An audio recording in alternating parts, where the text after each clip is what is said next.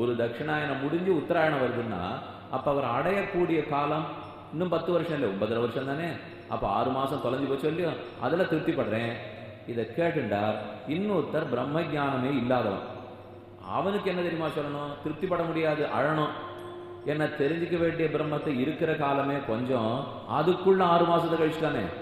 தெரிஞ்சிக்காமலே கழிச்சுட்டமேன்னு பார்த்தா உத்தராயணம் வந்ததுக்கு கவலைப்படணும். நன்னா தெரிஞ்சின்றவனா இருந்தா அடைய போறோமேனு சந்தோஷப்படணும்.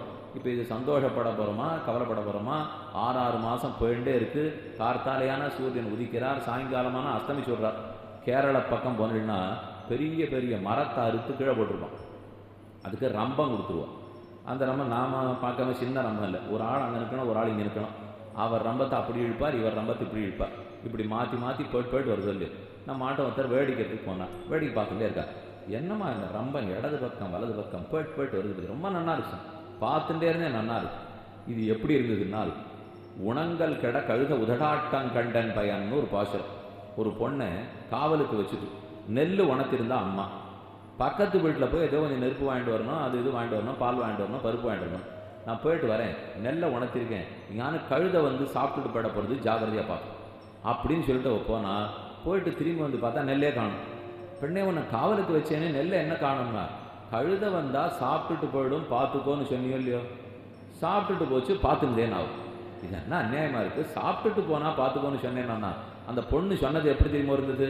அந்த கழுதை என்னமா அந்த வாயை இப்படி பண்ணிட்டு தெரியுமா, அந்த அதை எடுக்கிறதும் அது வாய்க்குள்ளே போகிறதும் அதை அப்படி அசையறதும் அதை பார்த்துட்டே இருந்தேன், ரொம்ப நல்லா இருந்ததுன்னா. அதை பார்த்துட்டே இருக்கிறதுக்குள்ள நெல்லு போயிடுது, அது கண்டே தெரியாது. இப்போ அப்போ உணங்கள் கெட கழுதை உதடாட்டம் கண்டேன் பயன். உணங்கள் கெடுறது, உணங்கள் தான் நெல்லு கெட்டுன்னு இருக்கிறச்சே கழுதை உதடாட்டம் கண்டால் இப்படி இடது பக்கம் வலது பக்கம் ரம்பம் போயிட்டு வந்துட்டு இருக்கே நன்னா இருக்கும். ஆனால் அதுக்குள்ள மரம் அறுபட்டு விட்டதுன்னு உன் கண்ட தெரிஞ்சுதோ?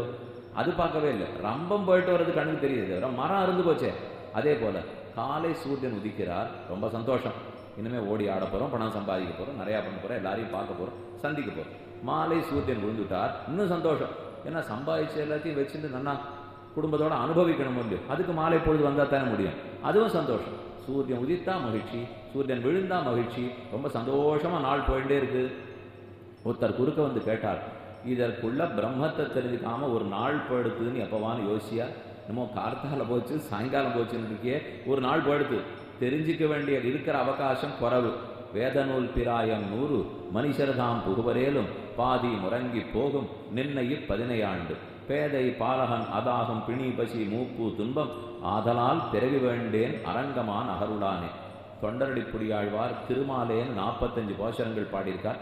திருமாலை அறியாதார் திருமாலையே அறியாதார். பகவான் ஸ்ரீமன் நாராயணனை தெரியணும்னா இந்த 45 பாட்டு தெரியணும்.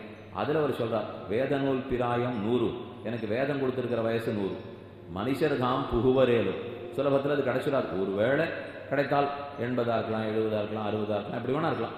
மனுஷர்தாம் புகுவரேலும் பாதியும் உறங்கி போகும். இதில் பாதி வருஷத்தை தூக்கத்திலே கழிச்சிடும். 100 வயசு இல்லை 80 வயசு கொடுத்துருக்காருன்னு வச்சுங்க, அப்போ 40 தூக்கத்தில் போயிடும். பாக்கி நின்னையி 15 ஆண்டுங்கிற, பாக்கி இருக்கிறது 15 50.